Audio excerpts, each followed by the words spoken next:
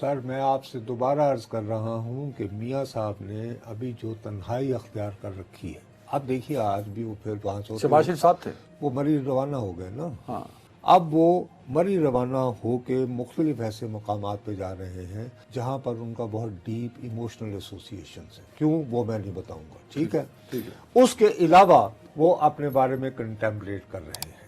अब आहिस्ता आहिस्ता बात चल रही है ना, उन्होंने इंतहाबी मुहिम शुरू करनी है। अब मैं हरगिज हैरान नहीं हूँगा कि वो एक कोई वीडियो बयान भी जारी कर सकते हैं, क्योंकि एक नई रवायत भी हुई है ना कि आप कौम से बराह रास्त खताब करें। उसमें वो बयान करें कि जी ये जो कहा जा रहा है कि मेरे ज़िम्न में कानून सबके लिए मुसावी नज़र नहीं आ रहा, लेवल प्लेइंग वाला, तो ये लेवल प्लेइंग जो है, असल बात ये है कि ये उस वक्त भी मुहैया नहीं थी, फलां साल भी, फलां साल भी, फलां साल भी। अच्छा, ये कर सकते हैं, ये जस्टिफिकेशन दे सकते हैं। इसके काफ़ी शदीद इम्कानात हैं। इस बात के भी काफ़ी इम्कानात हैं कि कुछ सरकारी दस्तावेज़ात जो गैर ममालिक से दी गई थी, उनमें से कोई मुल्क ये कहे कि जी ये हमने सरकारी तौर पर तो इशू नहीं की थी।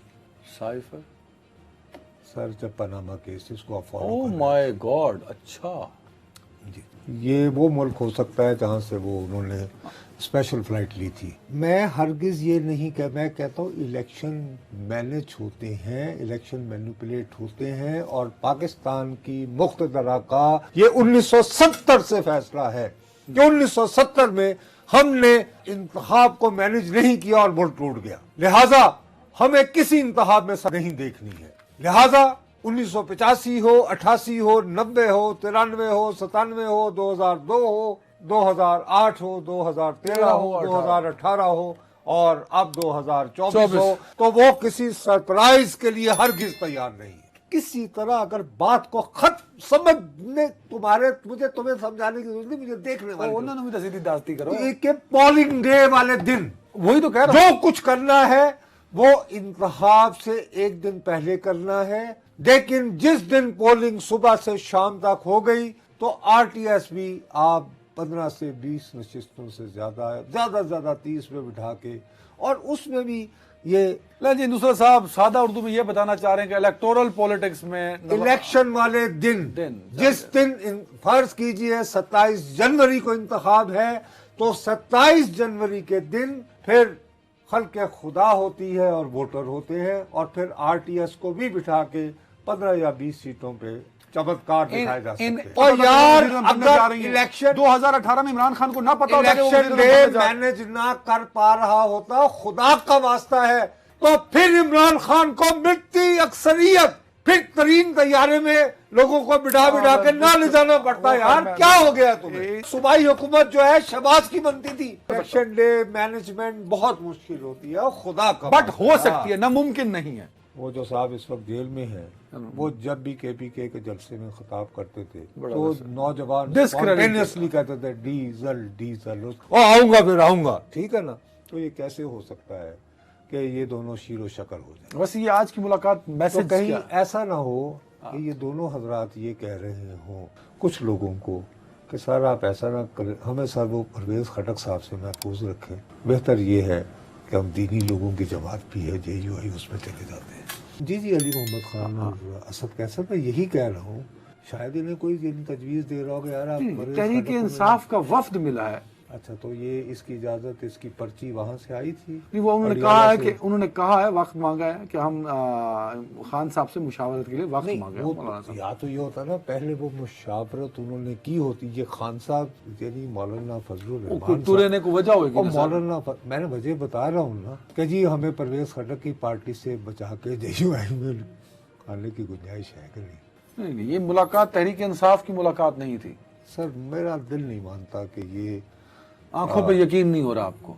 पता नहीं, शक शुबे का मारा हूँ। अगर शाम को शो कर रहा हूँ तो तुमको पता ही है दोपहर में। This is very important. मैं तो ये समझ रहा हूँ कि ये तहरीक इंसाफ का वफ्द मिला है। तहरीक इंसाफ का एक ही स्टेटमेंट है जिसमें उन्होंने वेलकम किया है, तो उससे हम ये तो बात मान सकते हैं कि तहरीक इंसाफ सदर साहब को माफ कर दिया है, कभी सदर साहब को माफ कर दिया, जो अलीमा आपा ने कहा था उनका दिल साफ हो गया, अब आगे बढ़े। मैं वो अलीमा खान ने जो कहा था वो मेरे उस्ताद ने इंटरव्यू करके वो रफा दफा करा दिया था किसी हद तक। Thank you, लेकिन भाई बात ये है कि अब अलवी साहब के पल्ले क्या है। यार मतलब आप क्यों भूल जाते हैं, ये मैं फिर सुप्रीम लीडर कह दूंगा, ये सुप्रीम कमांडर। सुप्रीम कमांडर साहब ने अपने पाँव पे कुल्हाड़ी मारी हुई है। एक अख्तियार सिर्फ उनका था, उन्होंने ये तासुर दिया कि 29 नवंबर को जो अपॉइंटमेंट हुई थी वो उन्होंने अपने लीडर को, जिसको उन्होंने कल भी लीडर कहा है, उनकी मंजूरी से की है। ये उन्होंने ओवर स्टेप किया है, ओवर एक्टिंग की है सर। अगर आप ओवर इस कॉन्फिडेंस बात को थोड़ा सा समझ सकें, नहीं समझ सकते कि एक बात कानूनी आईनी एतबार से सिर्फ और सिर्फ वजीर आजम का अख्तियार थी, और इन्होंने ये तासुर ये दिया कि ये जहाज लेकर समान पार्क में मुकीम साहब से इजाजत लेकर वो फाइल भी आप कहते हैं साथ ले गए, ये आप कहते हैं वो यानी तासुर ये दिया ना, ले को तो नहीं गए ना साथ, वो जो जाके डिस्कस किया। लोग तो कहते हैं कि पहले साइन करो, और मुतल्लिका लोगों को बता दिया था कि देखें जी मैंने साइन कर दिए हैं, लेकिन मैं उनकी तसल्ली के लिए। तो अब ये इस तरह तो नहीं होता ना कि यू प्ले वेरी राइट। अब ये वफ्द जो मिला पीटीआई का वफ्द नहीं है, आप कह रहे हैं। मेरा नहीं ख्याल कि इसको चेयरमैन तहरीक इंसाफ की आशीर्वाद हासिल है इस मुलाकात को। अलीमा आपा किसी दिन जो है वो मरियम बीबी से भी तो मुलाकात कर सकती हैं कि देखिए आप भी इन हालात से गुजरी हैं, हम भी गुजरे हैं, ये क्या हो रहा है। आगे मरीम नवाज का मैं मिलना ही नहीं चाहती आपसे। सियासत में ऐसे इनकार नहीं होते, वेलकम होता है। अगर ऐसा हो सकता है। मैं तुम्हें वैसे ही कह रहा हूँ, बहुत सारे रास्ते हैं, हजारों रास्ते हैं, किसी से कोई बात नहीं। क्या रास्ते इलेक्शन बन की सकते डेट हैं। अनाउंस होते ही हालात बदल सकते हैं? यार मुझे समझ नहीं आती, सुप्रीम कोर्ट एक फैसला है ताहयात ना अहली, जब तक सुप्रीम कोर्ट इसे अंडू नहीं करता मैं नहीं समझ सकता कि कैसे। आप अभी तो मैं यानी 85 सीटें कह रहा हूँ, आप उस पर भी तैयार नहीं हो रहे, मैं क्या करूँ। अल्लाह करे 50, मैं मेरे लिए बड़ा शॉकिंग है जिस तरह लाया गया नवाज शरीफ को। 80 सीटा वास्ते ले आना सी तो उन्हें कहना यार बड़ी मेहरबानी, मैं वापस चले जाए, मैं उत्ते काफी पी लांगा। उससे पहले भी तो जा सकते हैं, अगर कागजात नामजद की मंजूर ना हो तो जा सकते हैं भाई। मैं क्यों करना था डीन था अभी मुझे। सर एक बार टाइम कम है बस। सदर पाकिस्तान ने हो सकता है आपका इंटरव्यू हमारा शो सुन लिया हो, तो उनके एजाज में भी 2 मिनट की खामोशी हम करेंगे। पर सवाल ये है कि हो सकता है उनके पास आइडिया होगा कि यार मैं कुछ करूं इमरान खान के लिए। मेरा ख्याल है देर होगी। वो अपनी बचत जो है वो पोस्ट इलेक्शन पीरियड के लिए। But he is the man ना जो सबसे मिल भी सकते हैं, मुख्तदर हल्कों से भी मिल सकते हैं, ताकतवर से भी मिल सकते हैं, सियासतदान से भी मिल सकते हैं, तो फ्रीली पैगाम रसानी का काम। आखिरी मरतबा किस मुख्तदर शख्सियत से उनकी मुलाकात है, कोई याद? अली दुरानी साहब, क्या नाम, मोहम्मद अली दुरानी साहब से। सर हाउ मेनी ब्रिगेड से? सॉरी यार मैं वो यानी पॉप के मैं यानी एक हिस्टोरिक वाकया स्टालिन ने कहा था, यानी पापा रोम के बारे में। स्टालिन ने पापा रोम के बारे में ये कहा था, आपने मोहम्मद अली दुरानी का नाम दिया है, तो मैंने उस नतीजे के हवाले से सवाल किया। खुदा का वास्ता है, इसका कोई और मतलब हरगिज़ ना निकालो। मैंने भी वो क्या फिल्म जवाब दे दिया, क्या होता है वो सडन जवाब दे दिया। मुझे सिर्फ आखिरी सवाल का जवाब दे दें।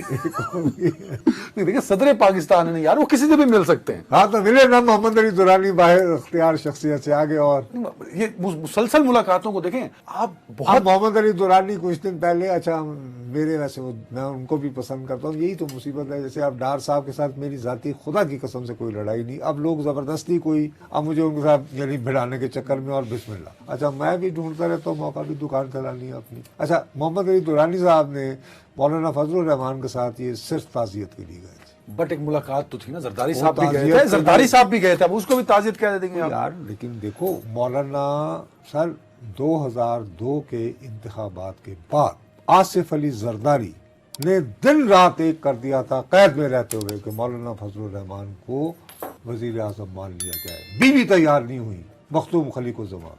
और अनवर बेग मरहूम जो सेनेटर थे, उनसे नाराजगी का सबब ये था कि वो ये समझते थे कि सेनेटर अनवर बेग साहब ने यहाँ मकीम वेस्टर्न सफ़ीरों के ज़रिए बीबी को ये पैगाम भिजवाया है कि अगर आपने मौलाना फजलुर रहमान पे हाथ रखा तो वो नाराज़ हो जाए।